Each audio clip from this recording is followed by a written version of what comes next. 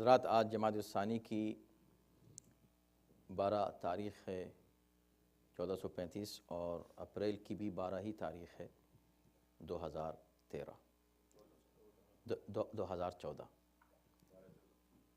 اور آج ہم انشاءاللہ سورہ مبارکہ مائدہ کی آیت نمبر 43 اور 44 43 and 44 کی تلاوت کا شرف حاصل کریں گے۔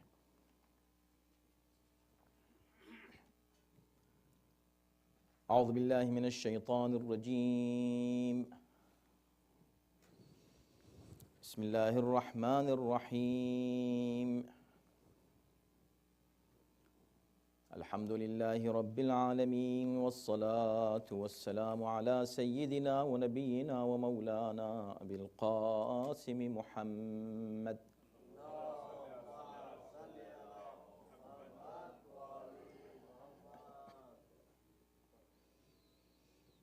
وآلہ الطیبین الطاہرین المعصومین ولعنۃ اللہ علی اعدائہم اجمعین من الآن الى یوم الدین۔ اما بعد فقد قال اللہ فی کتابہ الکریم، بسم اللہ الرحمن الرحیم، وَكَيْفَ يُحَكِّمُونَكَ وَعِندَهُمُ التَّوْرَاةُ فِيهَا حُكْمُ اللَّهِ ثُمَّ يَتَوَلَّوْنَ مِن بَعْدِ ذَلِكَ وَمَا أُولَئِكَ بِالْمُؤْمِنِينَ۔ إِنَّا أَنزَلْنَا التَّوْرَاةَ فِيهَا هُدًى وَنُورٌ يحكم بها النبيون الذين أسلموا للذين هادوا والربانيون والأحبار بما استحفظوا من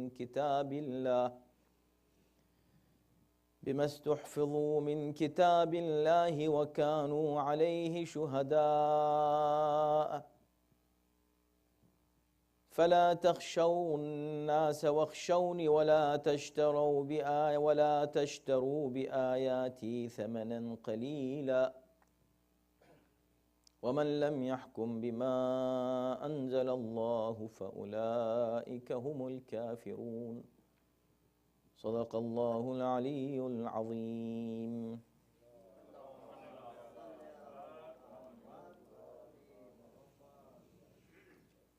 اور یہ لوگ آپ سے اپنے فیصلے کیسے کرا سکتے ہیں جبکہ ان کے پاس تورات موجود ہے جس میں اللہ کا حکم لکھا ہوا ہے، اور پھر بھی وہ اس سے منہ موڑتے ہیں۔ دراصل یہ لوگ ایمان ہی نہیں رکھتے۔ بے شک ہم نے تورات نازل کی ہے جس میں ہدایت اور نور ہے، اسی کے مطابق انبیاء جو اللہ کے فرما بردار تھے یہودیوں کے لیے فیصلے کیا کرتے تھے، اور اللہ والے اور علماء بھی اسی سے فیصلے کیا کرتے تھے، جن کو اس کتاب کا محافظ بنایا گیا تھا اور وہ اس پر گواہ بھی تھے۔ لہٰذا تمہیں چاہیے کہ لوگوں سے نہ ڈرو اور صرف ہم سے ڈرو، اور معمولی قیمت کے لیے ہماری آیتوں کا سودا نہ کرو، اور جو اللہ کے نازل کردہ احکام کے مطابق فیصلہ نہ کریں وہی لوگ کافر ہیں۔ حضرات، یہ سلسلہ آیتوں کا چل رہا ہے، اہل کتاب کے تعلق سے گفتگو ہو رہی ہے، اور اس سے پہلے کی جو 2 آیتیں ہم نے پڑھی تھیں گزشتہ ہفتے، اس میں سے ایک آیت پر تھوڑی سی گفتگو رہ گئی تھی۔ اس آیت میں کہا گیا تھا کہ اے پیغمبر آپ غمگین نہ ہوں، یہ لوگ کفر میں سبقت کرتے ہیں، اور یہ وہ لوگ ہیں کہ جو ایمان جنہوں نے قبول نہیں کیا ہے اور ان کے دلوں میں ابھی ایمان داخل نہیں ہوا ہے۔ اس کے بعد دوسری آیت تھی، اس آیت پر تو ہم گفتگو کر چکے تھے۔ اس کے بعد کی آیت سماعون للکذب اکالون للسحت۔ سماعون للکذب اس سے پہلے بھی آیت نمبر 41 میں استعمال ہوا ہے کہ یہ لوگ جھوٹ کے سننے والے ہیں۔ یعنی اسلام میں نہ صرف جھوٹ بولنا برا ہے، جھوٹ کا سننا بھی صحیح نہیں ہے، خاص طور پر اگر جھوٹ کے سننے میں نیت انسان کی خراب ہو۔ کبھی انسان جھوٹ بول رہا ہے، کوئی شخص جھوٹ بول رہا ہے، 10 لوگ سن رہے ہیں، آپ نے بھی سن لیا، تو ظاہر ہے اس کے احکام ہیں شریعت میں کہ ایسی صورت میں آپ کو کیا کرنا چاہیے۔ جب آپ نے سنا آپ کے سامنے کوئی شخص جھوٹ بول رہا ہے، چاہے وہ کسی کے اوپر الزام لگا رہا ہو، بہتان لگا رہا ہو، غیبت کر رہا ہو، تو آپ یہ نہیں کہہ سکتے کہ بھئی یہ جھوٹ تو اس نے بولا، مجھ سے کیا مطلب۔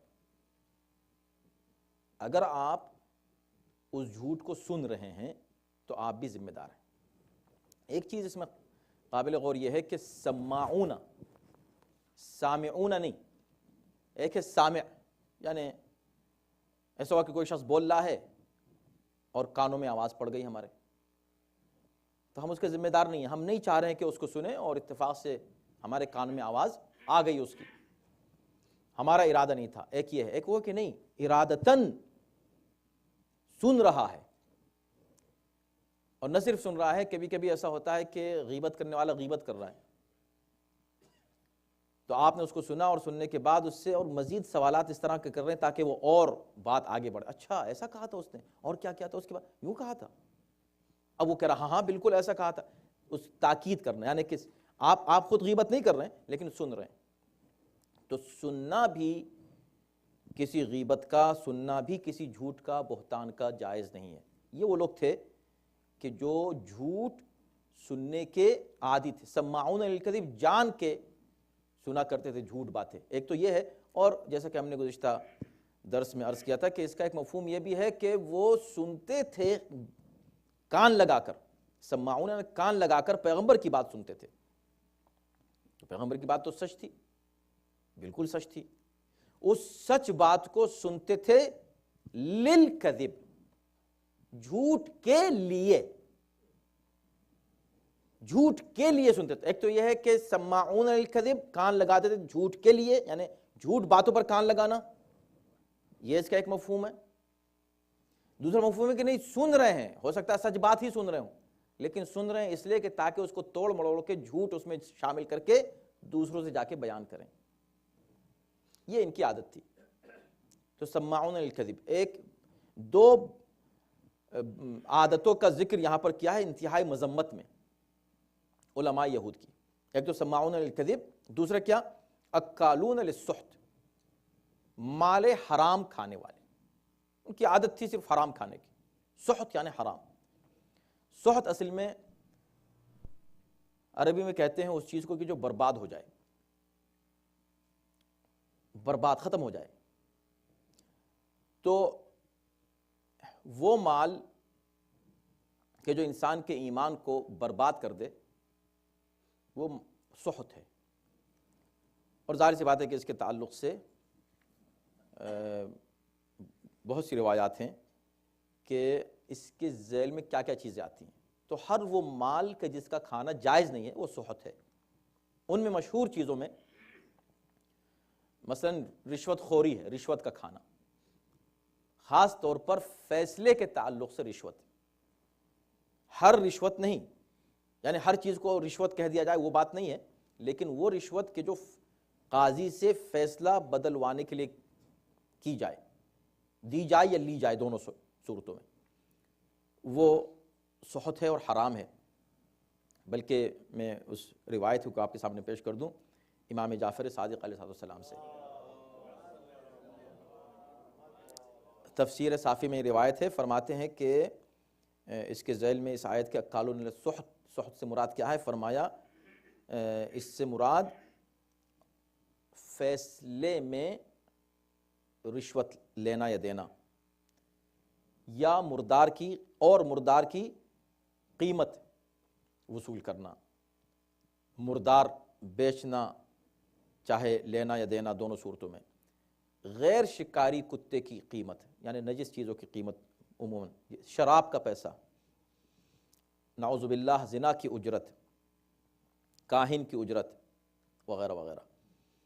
ایسے ہی امام کے ساتھ خیانت کرنے کی اجرت، یہ پانچویں امام سے روایت، دوسری روایت ہے یہ، جس میں ایک اور فہرست آپ نے پیش کی ہے، مال یتیم کھانا ناحق، اور ہر نشہ آور چیزوں کی قیمت، نہ صرف شراب کی، وہ چیزیں کہ جو نشاور ہوں، مسکر ہوں، ان کی قیمت. یہ سب چیزیں سخط ہیں، جائز نہیں ہیں. ایک اور روایت ہے کہ اگر کوئی شخص اپنے برادر مؤمن کی حاجت روائی کرے، اس کا کوئی کام ہے، کسی شخص کا ایک کام ہے، اس نے آپ کے پاس آیا، آپ نے وہ کام انجام دے دیا، اس نے آپ کو کوئی رشوت نہیں دی. اب آج کل جو رشوت چلتی ہے اس کو رشوت کہتے ہی نہیں ہیں، اس کو کیا کہتے ہیں؟ گفٹ. اس نے اس کام کے بدلے میں آپ کو گفٹ دیا، آپ نے اس کام کے بدلے میں وہ گفٹ وصول کیا. تو امیر المومنین علیہ السلام فرماتے ہیں یہ بھی سخط کی قسموں میں، رشوت کی قسموں میں آتا ہے. صرف نام بدلنے سے کوئی چیز نہیں بدل جاتی. مومن کا تمہیں کام کرنا ہے، اس کو کرو، انجام دو. تم کو اللہ نے جو بھی صلاحیت دی ہے، کسی منصب پر ہو، کسی ایسے مقام پر ہو کہ تم کسی کا کام انجام دے سکتے ہو، کسی کی سفارش کر سکتے ہو، کسی کو جاب جو ہے دلا سکتے ہو، کسی کے بزنس میں مدد کر سکتے ہو، وغیرہ وغیرہ وغیرہ، تم جو کچھ بھی کر سکتے ہو کرو، مگر اس کو کرو فی سبیل اللہ. اور اس سلسلے میں تم رشوت تو بہت دور کی بات ہے، جو رشوت دے کر تم اس میں گفٹ بھی مت لو. ایسا کام کرنے کے لیے کسی مومن کا گفٹ بھی قبول نہ کرو. البتہ کچھ ایسے کام ہے کہ جس کی قیمت وہ الگ چیز ہے. قیمت لینا، مثلا آپ ٹیوشن پڑھاتے ہیں، ٹیچر ہیں، کوئی حرج نہیں.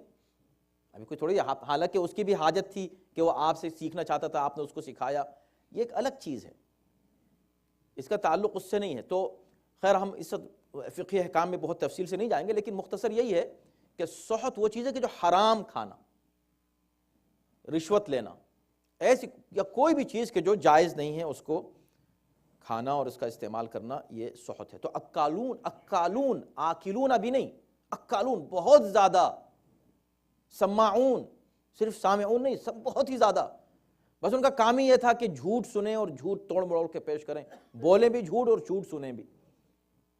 اکالون للسحت، حرام کھانے کی عادت پڑ گئی تھی، حرام خوری. للسحت فإن جاؤک فاحکم بینہم او اعرض عنہم. یہ جو تمہارے پاس آ رہے ہیں، آپ کو یاد ہے گزشتہ درس جو آپ حضرات نے سماعت فرمایا، تو وہ اس لیے آئے تھے کہ پیغمبر اسلام سے فیصلہ کرائیں. اور فیصلہ جس چیز کا تھا وہ بھی ہم بیان کر چکے ہیں قدر تفصیل سے گزشتہ درس میں، کہ جب آئے اور پیغمبر اسلام نے کے سامنے لایا کہ بھئی آپ فیصلہ کیجئے کہ ان کو کیا سزا دی جائے اور سزا دینی چاہیے کہ نہیں دینی چاہیے، اس لیے کہ انہوں نے یہ گناہ کیا ہے دونوں نے مل کر. فَإِن جَاءُوكَ فَاحْكُمْ بَيْنَهُمْ. اب تمہارے پاس اگر آ جائیں تو تم ان کے درمیان فیصلہ کرو، جیسے کہ تمہارے پاس آ گئے ہیں. او تعرض عنہم، ابھی آپ کی مرضی ہے، وہ آگے ہیں آپ کے پاس، آپ چاہیں تو اس کا فیصلہ ان کو سنائیں یا نہ سنائیں. آپ سے کہتے ہیں بھئی ہم سے کوئی مطلب نہیں، جاؤ. آپ ایسا بھی کر سکتے ہیں، یہ آپ کے اختیار میں ہے. یہ اختیار کیوں دیا گیا؟ اس کے بہت سی ریزنز ہیں. پہلی بات تو یہ ہے کہ جو لوگ آ رہے ہیں فیصلہ کرانے کے لیے، یہ فیصلہ ماننے کے لیے نہیں آ رہے ہیں.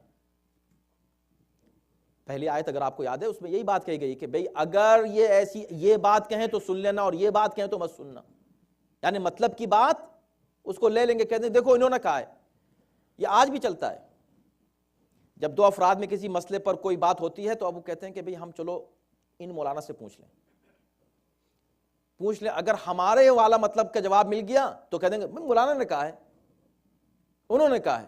ہمارے مطلب کا جواب نہیں ملا تو کسی اور مولانا کے پاس چلے جائیں گے، اور ہر جگہ سے وہی جواب ملتا رہا تو ہم اس کو مانیں گے ہی نہیں. ایک ہے سوال کرنا ماننے کے لیے، کہ انسان اپنی معلومات میں اضافہ کرنا چاہتا ہے اور اس کو قبول کرنا چاہتا ہے. یہ سوال قابل قدر ہے، قابل تعریف ہے اس طرح کا سوال، اور اس کو انکریج کیا گیا. ایک سوال یہ ہے کہ نہیں، اپنے مطلب کی بات سننے کے لیے، اپنے مطلب کا جواب لینے کے لیے، تاکہ وہ خود جو جرم کرنا چاہتے ہیں اس کو کسی اور کے سر پہ ڈال دیں. انہوں نے کہا تھا، چونکہ انہوں نے کہا. مذہب کیا اتنا ہی حصہ لینا جتنا ان کے لیے فائدہ مند ہے. تو بہت عام ہے یہ بات. اللہ ہم سب کو محفوظ رکھے اس چیز سے. یہ چیز بہت عام ہے کہ ہم مذہب کے ان مسائل کو قبول کر لیتے ہیں کہ جو ہمارے فائدے کے ہیں، اس وقت ہم حرام حلال سب کچھ ہم کو یاد آتا ہے، لیکن جیسے ہی ہمارے خلاف کوئی بات جاتی ہے ہم مذہب کو فوراً اگنور کرتے ہیں، کسی کے سننے کو تیار نہیں ہوتے. ابھی یہ حرام ہے، ارے نہیں تو ایک بار کرنے میں کیا حرج ہے، کوئی نہ کوئی بہانہ لے آئیں گے، نہیں حرام ہے تو ہے لیکن اب ہم کیا کر سکتے ہیں، مجبور ہیں، کوئی نہ کوئی بہانہ ضرور اس حرام. اور اگر خود کو پسند نہیں ہے، نہیں یہ کیسے ہو سکتا ہے، یہ تو حرام ہے، یہ تو جائز ہی نہیں ہے، چونکہ خود کو پسند نہیں ہے، کیونکہ خود کرنا نہیں چاہ رہے.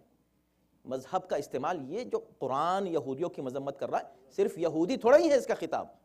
بھئی یہودی کا مطلب ہو گیا کبھی کسی نے کر دیا، اب قرآن میں نازل کرنا، ہمیشہ پڑھو اس کو، پڑھتے رہو، غور کرو اس پہ. اس کا مطلب یہ ہے کہ ہمیں درس لینا ہے، ہم ویسے نہ ہو جائیں جیسے وہ لوگ تھے، یہ قوم، یہ ملت، یہ امت ایسی نہ ہو جائے جیسے وہ لوگ تھے. تو اے نبی، یہ لوگ چونکہ تمہارے پاس آئے ہیں، ان کا مقصد یہ نہیں ہے کہ تم سے فیصلہ کرائیں، ان کا مقصد یہ اپنے مطلب کی بات سنیں. تو آپ کی مرضی ہے، اب آپ چاہیں تو ان کو بھگا دیں گے، بھاگو یہاں سے، میرے پاس کیوں آئے ہو، اور چاہیں تو آپ فیصلہ کر دیں. فَلَن يَضُرُّوكَ شَيْئًا، اگر آپ ان کو راندے بارگاہ کر دیں، نکال دیں اپنے پاس سے، کہیں گے جاؤ ہم تم کو کچھ نہیں سناتے اپنا فیصلہ، تو یہ آپ کا کچھ نہیں بگاڑ سکتے. کیا کر لیں گے، جائیں اپنا کام کریں. وَإِنْ حَكَمْتَ، لیکن اگر آپ نے یہ سوچا، آپ نے آخر میں یہ طے کیا کہ نہیں ہم فیصلہ کر دیتے ہیں، کوئی بات نہیں، جب ہمارے پاس آئے ہیں چاہے کسی بھی نیت سے آئے ہوں تو ہم ان کے ساتھ فیصلہ کر دیتے ہیں. اب چونکہ معلوم ہے، توجہ کیجئے، کیا یہ دیکھیں اسلام کا بیلنس آپ ملاحظہ فرمائیں، یہ ہے دین، یہ ہے شریعت، یہ ہے اسلام. چونکہ آئے ہیں پیغمبر کے پاس، پیغمبر کو پتہ ہے اور قرآن نے بتا بھی دیا ہے، اور خود ان کو بھی معلوم ہے اور ان کی عادتوں کا علم بھی ہے پیغمبر کو، کہ یہ لوگ کس مقصد سے آئے ہیں. تو اب اس میں پہلے سے انسان اپنا ایک مائنڈ بنا لیتا ہے، اچھا یہ آئیں گے، میں ان کو یہ بات سناؤں گا. غصے میں آ گئے، جوش میں آ گئے، جذبات میں آ گئے ان کے خلاف، کیونکہ آئے ہیں بری نیت سے، تو اچھا میں ان کو بتاؤں گا، بری نیت سے آنے دو. نہیں. اب قرآن ہی کہتا ہے کہ اگر یہ فیصلہ تم نے کر لیا کہ تم ان کے معاملے میں فیصلہ کرو، جج بن جاؤ، تو بنو، کوئی بات نہیں، یہ تمہاری مرضی ہے، واجب نہیں تمہارے اوپر. مگر اگر ایسا ہو فَاحْكُمْ بَيْنَهُمْ بِالْقِسْطِ، پھر تم ان کے درمیان عدل و انصاف کے ساتھ فیصلہ کرنا. ظاہر یہ حکم پیغمبر کو، خطاب پیغمبر سے، لیکن حکم ہم سب کو ہے. یہ شریعت کا ایک حکم ہے جو قرآن طے کر رہا ہے، آج ایک قانون بنا رہا ہے قرآن، کہ تمہارے پاس ایسے بھی لوگ اگر آئیں جو تمہارے مخالف ہوں، تمہارے دشمن تھے، یہ لوگ پیغمبر کی مذاق اڑایا کرتے تھے، پیغمبر کو اذیت دیا کرتے تھے، پیغمبری کا انکار کرتے تھے، لیکن اگر اس کے باوجود بھی تمہارے پاس یہ کبھی آ جائیں تو تم اپنے جذبات میں مت آنا کہ بھی ہاں اچھا تو ہم کو انہوں نے اس وقت یہ کہا تھا، میں ان کو بتاتا ہوں یہاں. نہیں، اب جب تم بات سنو، ان کا کام ان کو کرنے دو، تم اپنا کام کرو. وہ ان کا مزاج، وہ ان کی نیت، وہ ان کا انداز، وہ ان کا عمل، وہ ان کا عقیدہ، تم اپنی نیت کے اوپر باقی رہو، تم پاک اور پاکیزہ ہو، پاک و پاکیزہ رہو. تم ان کے درمیان عدل و انصاف کے ساتھ فیصلہ کرو. ان اللہ یحب المقسطین، اس لیے کہ اللہ عدل کرنے والوں کو پسند کرتا ہے. اور یہ ہماری زندگی کے ہر پہلو میں یہ صفت جلوگر ہونی چاہیے کہ ہم ہر موقع پر عدل کریں، انصاف کریں، فیر رہیں، جسٹ رہیں، ہر اپنے معاملات میں، ہر ڈیلنگ میں، چاہے گھر میں ہو، چاہے گھر کے باہر ہو، اپنوں کے ساتھ ہو یا اغیار کے ساتھ ہو، فیر رہو. کیوں؟ اس لیے کہ اللہ فیر لوگوں کو پسند کرتا ہے، اچھے انصاف کرنے والوں کو پسند کرتا ہے. وَكَيْفَ يُحَكِّمُونَكَ وَعِنْدَهُمُ التَّوْرَاةُ فِيهَا حُكْمُ اللَّهِ. اب یہ آیت نمبر 42. بھلا یہ کیسے تمہارے پاس آ جائیں گے فیصلہ کرانے کے لیے؟ یہ کیسے آ رہے ہیں، کیوں آ رہے ہیں؟ وَعِنْدَهُمُ التَّوْرَاةُ فِيهَا حُكْمُ اللَّهِ، حالانکہ ان کے پاس تورات موجود ہے جس میں اللہ کا حکم لکھا ہوا ہے، پھر بھی تمہارے پاس آ رہے ہیں. اس جملے بھی کئی مفہوم ہو سکتے ہیں. اس کا واضح مفہوم یہی ہے کہ دیکھو ان کی نیت اسی بات سے ظاہر ہو رہی ہے کہ تمہارے پاس جو سوال یہ لے کر آ رہے ہیں اس کا جواب اس کتاب میں موجود ہے جس پر ان کا بظاہر ایمان ہے یا دعویٰ کرتے ہیں ایمان لانے کا. یہ توریت کو مانتے ہیں نا, تو تورات میں موجود ہے, ابھی تمہارے پاس کیوں آ رہے ہیں؟ اسی سے ان کی نیت ظاہر ہو رہی ہے کہ اس کا مقصد کچھ اور ہے ان کا. یہ لوگ وہ جو حکم الہی کتاب میں موجود ہے اور واضح ہے, کھلا ہوا ہے, وہ اس سے منہ موڑ کے تمہارے پاس آ رہے ہیں. یہ تمہارے پاس آ ہی اس لیے رہے ہیں کہ تاکہ ان کو اس پر عمل نہ کرنا پڑے. وما اولئک بالمؤمنین, اصل میں یہ لوگ مومن ہے ہی نہیں. یہ لوگ اصل میں کہتے ہیں نا کہ ہم قرآن ہم تورات پر ایمان رکھتے, نہیں رکھتے یہ ایمان تورات پر. یہ قرآن کو چھوڑ کے ایک ایسے شخص کے پاس جا رہے ہیں جس پر ان کا ایمان نہیں ہے. یہ بھی سوچیں, رسول ہمارے لیے رسول ہے نا, مسلمانوں کے لیے رسول ہیں, اللہ کے بھیجے میں اللہ کی نظر میں ہیں, ان کی نظر میں نہیں ہے. یہ کون سا کمال ہے کہ جس کو مان رہے ہیں کتاب تورات, اس کا حکم چھوڑ کر, اس کو اگنور کر کے, اس سے منہ موڑ کے اس کے پاس جا رہے ہیں جس کو مان ہی نہیں رہے. تو اصل میں یہ اس پر ایمان نہیں رکھتے جس کا دعویٰ کر رہے ہیں کہ ہم ایمان رکھتے ہیں. اگر ایمان رکھتے ہو بھئی کھلے ہوئے احکام موجود ہیں, اس کو مان لو. نہیں, ہم مانتے ہیں تورات کو. یہ بالکل وہی نعرہ ہے کہ تورات ہمارے لیے کافی ہے. ابھی کافی ہے تو مانو تورات کی بات, مگر جب موقع آئے گا تو تورات کافی ہے, جب موقع نہیں آئے گا, مطلب کی بات نہیں ہے, تو تورات کی بات ہم نہیں سنیں گے. یہ اصول نہیں ہے, یہ طریقہ نہیں ہے. اور جو شخص ایسا طریقہ اختیار کرے گا, ما اولئک بالمؤمنین, یہ لوگ مومن نہیں ہیں. یہ صاف طریقہ ہے جو قرآن نے ہم سب کے لیے اور پوری امت کے لیے اشارات دیے ہیں. اور اس کے بعد کی آیت کی طرف ہم چلتے ہیں تاکہ وقت کا صحیح استعمال کر سکیں کہ انا انزلنا التوراۃ فیہا ھدی ونور. اب دیکھیں کہ وہ لوگ کہ جو تورات کو ماننے کے دعوے دار تھے اور ہر معاملے میں کہتے تھے تورات میں ہی لکھا ہوا ہے, ہماری کتاب میں اللہ نے کہا ہے, خدا نے یہ کہا ہے. اب جب خدا نے کہا ہے تو ہر بات کو مانو خدا کی. نہیں مان رہے ہیں, آ رہے ہیں پیغمبر اسلام کے پاس اور خدا یہ کہہ رہا ہے کہ دیکھو, اس کا ایک اور مفہوم جو اس آیت سے ظاہر ہو رہا ہے کہ بھئی یہ تمہارے پاس کیسے آ سکتے ہیں, یہ تمہارے پاس فیصلہ کرانے کے لیے کیسے آ سکتے ہیں. اس کا ایک اور مفہوم یہاں اس دوسری آیت سے ظاہر ہوا, جو ایک تو وہ ہم نے بیان کیا, اس سے پہلے یہ دوسرا کیا ہے, انا, ہم نے اس توریت میں ہدایت اور نور نازل کیا ہے. یعنی توریت کی اللہ نے تعریف کی. اس سے پہلی آیت کا مفہوم کیا واضح ہوا؟ یہ واضح ہوا کہ بھئی یہ جو تمہارے پاس آ رہے ہیں, یہ کیسے آ رہے ہیں, کیوں آ رہے ہیں؟ ہم نے توریت میں ہدایت اور نور, گائیڈنس بھی دیا ہے, روشنی بھی دی ہے. اس میں آلریڈی پہلے سے لکھا ہوا ہے کہ کون ہادی ہے اور تم کو روشنی کس سے ملے گی. یہاں تک کہ خاتم النبیین کا نام موجود ہے, ان کی صفات موجود ہیں, ان کا ذکر موجود ہے. اس کا تو انکار کر رہے ہیں, انکار کر رہے ہیں نا. یہ کہہ رہے ہیں نہیں یہ اس میں ان کا ذکر نہیں ہے, یہ رسول نہیں ہے. یہ اچھا, یہ رسول نہیں ہے. ہم نے اس میں صاف صاف بیان کیا کہ یہی رسول ہیں. ساری صفتیں یعرفون کما یعرفون ابناءہم, ایسا ان کو جانتے ہیں جیسے اپنے اولاد کو جانتے ہیں. اس طرح ہم نے صاف صاف لکھ دیا ہے. نہیں مانتے, نہیں یہ رسول نہیں ہے. اچھا, جب یہ رسول نہیں ہے پھر یہ تمہارے پاس کیسے آ رہے ہیں؟ ایک طرف تمہارا انکار بھی کر رہے ہیں, رسالت کا بھی انکار ہے, نبوت کا بھی انکار ہے, پھر کیسے تمہارے پاس آ رہے ہیں فیصلہ کرانے کے لیے؟ اس کا مطلب ہے کہ یا تو ان کو اس پر ایمان نہیں ہے یا اس پر ایمان نہیں ہے. دونوں صورتوں میں یہ مومن نہیں ہے. یا اس پر ایمان نہیں ہے یا تم پر ایمان نہیں ہے. اگر تم پر ایمان نہیں ہے, یہ جانتے ہوئے بھی کہ کتاب میں موجود ہے آپ کا نام اور آپ کا ذکر, پھر بھی نہیں مان رہے ہیں تو مومن نہیں ہے. اور اگر نہیں آپ کو مان رہے ہیں کہ یہی وہ رسول ہیں، تسلیم کر رہے ہیں کہ یہی وہ رسول ہیں، اور پھر بھی ایمان نہیں لاتے، مومن نہیں ہوتے، مسلمان نہیں ہوتے، تب بھی کافر ہیں، مومن نہیں ہیں۔ تو دونوں صورتوں میں مومن نہیں ہیں۔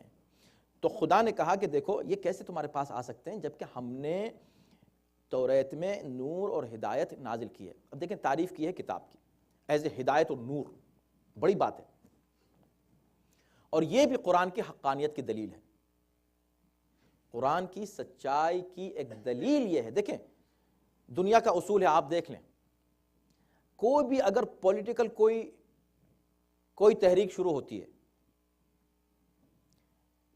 اس کا پہلا ایجنڈا یہ ہوتا ہے، کسی بھی پولیٹیکل آپ دیکھ لیجئے پوری ہسٹری میں پہلا ایجنڈا یہ ہوتا ہے کہ اس کے جتنے بھی مقابلے پر آنے والے جو بھی کمپٹیشن میں اس کے آ رہے ہیں یا جو بھی ہیں ان کو کنڈم کیا جائے، ان کو ڈاؤن کیا جائے، ان کی مذمت کی جائے۔ نہیں دیکھو ہمارے پاس یہ ہے، وہ تو بالکل بیکار ہیں، وہ تو ان میں یہ کمی ہے، یہ کمی ہے، یہ کمی ہے۔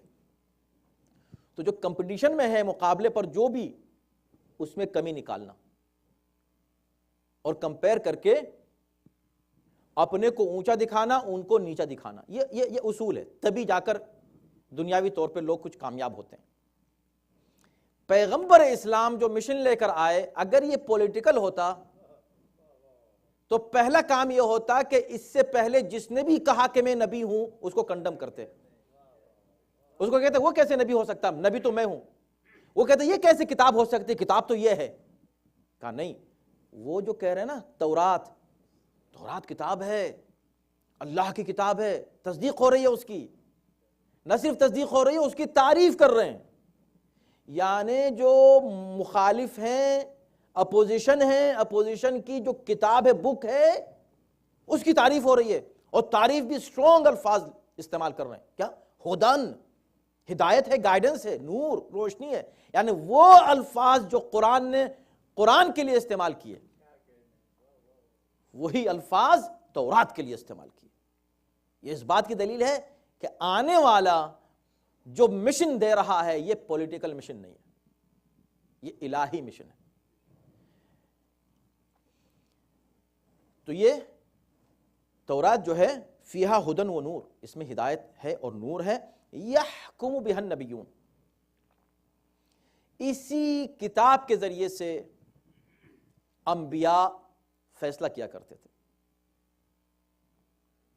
اب دونوں باتیں بتا دیں، یہ بھی یاد دلا دیا کہ بھی تمہارے پاس تورات ہے تو کیوں نہیں تم اسی میں سے کھول کے نکال کے پڑھ لیتے ہو کہ اس جرم کی یہ سزا موجود ہے۔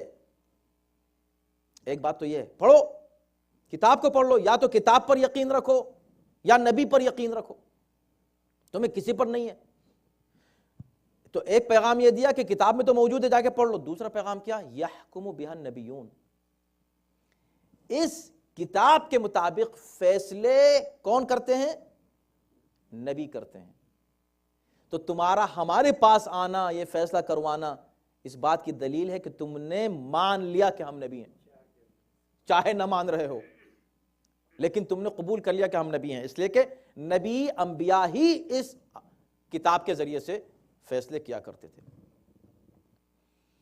الذین اسلموا للذین ہادوا، انبیاء کیوں فیصلے کرتے تھے؟ اس لیے کہ الذین اسلموا، اس لیے کہ انبیاء وہ تھے کہ جنہوں نے اللہ کے سامنے سر جھکا دیا تھا، فرما بردار تھے، اللہ کے مطیع تھے، اللہ کے اوبیڈینٹ تھے۔ اسلموا، اسلام یعنی اوبیڈینس، ایبسولوٹ اوبیڈینس کا نام اسلام ہے۔ تو وہ انبیاء کے جو فرما بردار تھے اللہ کے، وہ اس سے فیصلے کیا کرتے تھے۔ کتاب کے فیصلے کو کون مانے گا؟ جو مسلمان ہوگا، جو اللہ کے سامنے سر تسلیم جھکا دے گا، وہ مانے گا۔ للذین ہادوا، یہ فیصلے کس کے لیے کیا کرتے تھے؟ ان لوگوں کے لیے کہ جو خود کو یہودی کہتے تھے۔ والربانیون والاحبار، نہ صرف انبیاء اس کتاب کے مطابق فیصلے کرتے تھے بلکہ ربانیون بھی کرتے تھے۔ ربانیون، ربانی کی جمع ہے، ربانی رب سے، رب والا، اللہ والے لوگ، بڑے نیک قسم کے لوگ۔ اس کی بہت سی تشریحات کی گئی ہیں، اور یہ لفظ اور یہ اصطلاح مختلف مفاہیم کے لیے استعمال ہوتی ہے، جس کا خلاصہ وہی ہے کہ متقی علماء۔ مثلا اس کے لیے کہا گیا ہے کہ ربانی سے مراد عرفاء ہیں، صاحبان معرفت الہی، یا اس سے مراد دیدار لوگ ہیں، یا اس سے مراد مصلح لوگ ہیں، یا اس سے مراد مبلغ ہیں، یا اس سے مراد واعظ ہیں، یا اس سے مراد فقیہ ہیں، یا اس سے مراد عالم بعمل ہیں، یا اس سے مراد وہ علماء ہیں جو صاحبان علم لدنی ہیں۔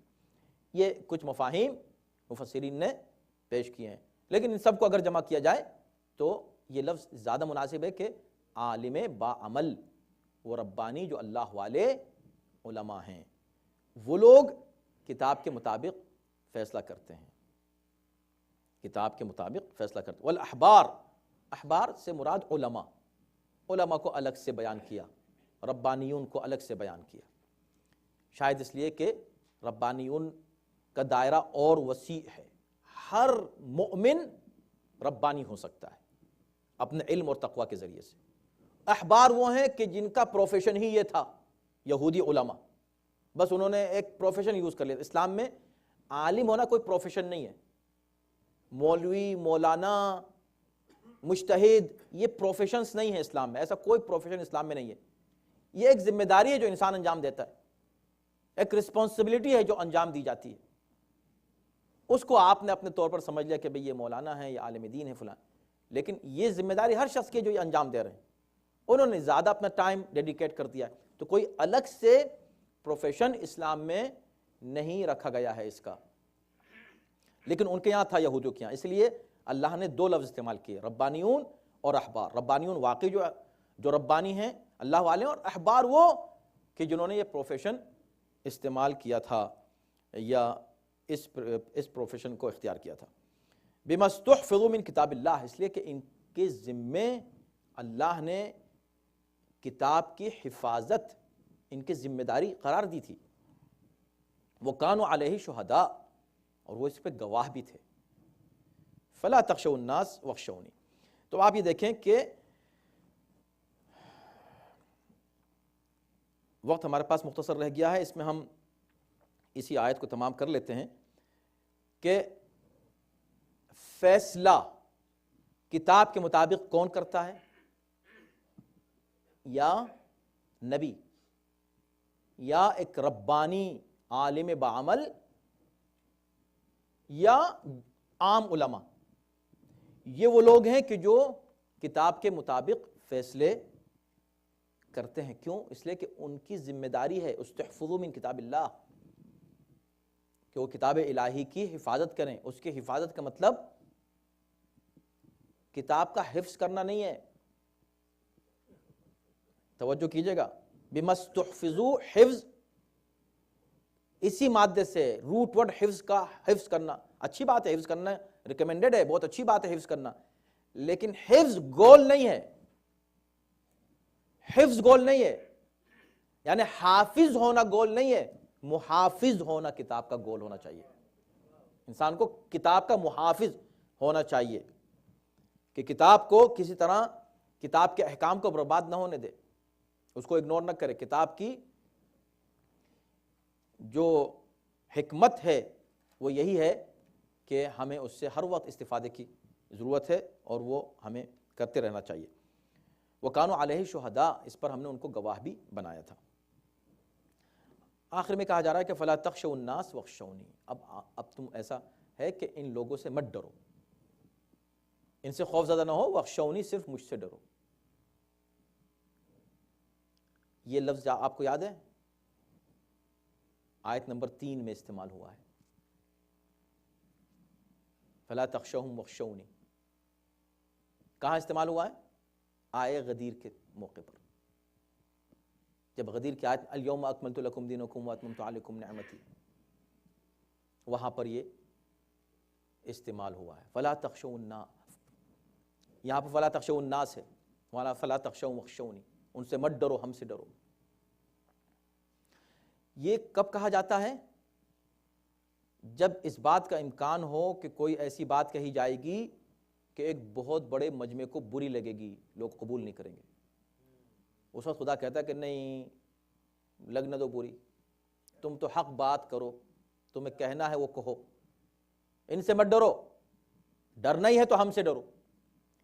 تو اب یہ لوگ جو لوگ کتاب کی اہمیت نہ تو نبی کی اہمیت ان کی نظر میں، نہ کتاب کی اہمیت ان کی نظر میں، نہ خدا کی اہمیت ان کی نظر میں، نہ صحیح ایمان ان کے دل میں ہے، ایسے لوگ آ کے اعتراض کریں تو ان سے ڈرنا کیا؟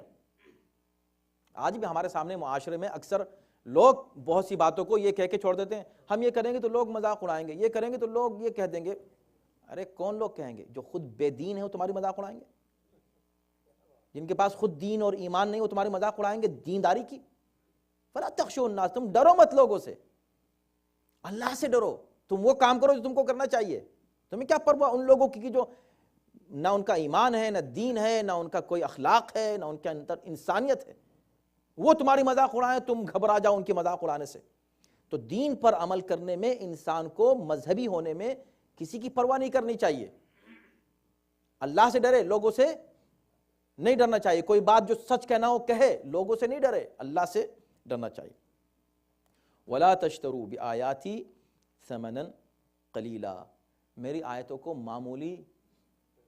معمولی پیسوں میں، معمولی قیمت کے اوپر مت بیچ دو۔ اور یہ جگہ جگہ قرآن نے اس بات کو کہا ہے۔ کیسے بیچنے؟ کیا مطلب؟ یہ ہے کہ انسان معمولی فائدے کے لیے، دنیاوی مفاد کے لیے، تھوڑا سا دنیاوی انٹرسٹ کے لیے دین کو بیچ دے۔ بیچنا ہوا یہ، ایسا نہیں کہ وہ کوئی لین دین کرنا، لو بھئی یہ ایک آیت میں لکھ کے دیتا ہوں، یہ تم مجھ کو پیسے دے دو، یہ نہیں ہے۔ مطلب یہ ہے کہ قرآن کی جو اللہ کی آیت جو بھی ہے، چاہے توریت میں ہو، انجیل میں ہو یا قرآن میں ہو، اس میں جہاں بھی کوئی ایک آیت ہے وہ اصل میں حکم الہی ہے۔ اس حکم کو پامال نہ کرو معمولی فائدے کے لیے۔ قرآن ہے، قرآن میں جو احکام ہیں ان کو نہیں مان رہے ہیں، کیوں؟ اس لیے کہ اس میں ہمارا فائدہ ہے نہیں ماننے میں، اور جس کے ماننے میں فائدہ اس کو مان رہے ہیں۔ معمولی قیمت پر آیتوں کو مت بیچو۔ وَمَن لَّمْ يَحْكُمْ بِمَا أَنزَلَ اللَّهُ فَأُولَٰئِكَ هُمُ الْكَافِرُونَ۔ آخر میں یہ آیت جہاں پر ختم ہوتی ہے یہ بہت ہی اہم ہے، اور یہی کنکلوژن ہے آج کی بھی ہماری گفتگو کا، جو آیت کا کنکلوژن ہے کہ جو شخص بھی ان احکام پر عمل نہ کرے بما انزل اللہ، جو اللہ نے نازل کیے ہیں وہ احکام، فَأُولَٰئِكَ هُمُ الْكَافِرُونَ، وہی لوگ اصل میں کافر ہیں۔ یعنی آپ جو بھی فیصلے کریں، آپ جو بات بھی کہیں، آپ جو بات بھی کریں، وہ مطابق وحی الہی ہونی چاہیے۔ اللہ کا حکم جو بھی ہے وہی ہم کو کہنا ہے، وہی ہم کو کرنا ہے۔ اگر ایسا نہیں کرتے تو قرآن بہت سخت لفظ استعمال کرنا، اولئک ہم تو جتنے بھی احکام ہیں اور فیصلے ہیں مطابق حکم الہی ہونے چاہیے۔ ہمارے جتنے بھی فیصلے، جو بھی ہم ڈیسیزنز لیتے ہیں زندگی میں، اپنے بارے میں یا دوسروں کے تعلق سے، وہ decisions should be based on orders of Allah۔ اللہ نے کیا کہا؟ Allah's commands، اس کو ہمیں تسلیم کرنا۔ نہیں مانا، اولئک ہم الکافرون۔ اور اس کے بعد دو آیتیں اور انشاءاللہ اگلے درس میں ان کا ذکر ہوگا، کہ ایک جگہ کہا اولئک ہم الظالمون، ایک جگہ کہا اولئک ہم الفاسقون، اور یہاں پر کیا کہا؟ اولئک ہم الکافرون، کہ وہ لوگ کافر ہیں جو حکم الہی کے مطابق عمل نہیں۔ اب آپ دیکھ لیں اختصار تو کیا ہوا کنکلوژن۔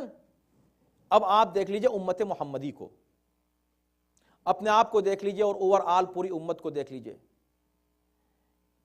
کتنا قرآن پر عمل کیا ہے امت نے، اور کتنا قرآن کو ریجیکٹ کیا ہے امت نے۔ جو کچھ بھی ہے، جو بھی فیصلہ کرنا ہے، جو اللہ نے نازل کیا اس کے مطابق فیصلہ کرنا ہے۔ سب سے پہلے جو امت ڈیویٹ ہوئی ہی اس جگہ کہ جہاں پر نازل ہوا تھا، یا ایھا الرسول بلغ، آیت آنے والی ہے اسی جگہ، یا ایھا الرسول بلغ ما انزل الیک من ربک، جو کچھ اللہ کی طرف سے نازل ہوا ہے وہ پہنچا دو۔ انزل، اللہ کی طرف سے نازل ہونے والا، اس کو پہنچا دو۔ جو اللہ کی طرف سے نازل ہوا تھا کیا تھا؟ من کنت مولاه فہذا علی مولا، ہمیشہ کے لیے قیادت کے مسئلے کو پیغمبر نے حل کر دیا تھا.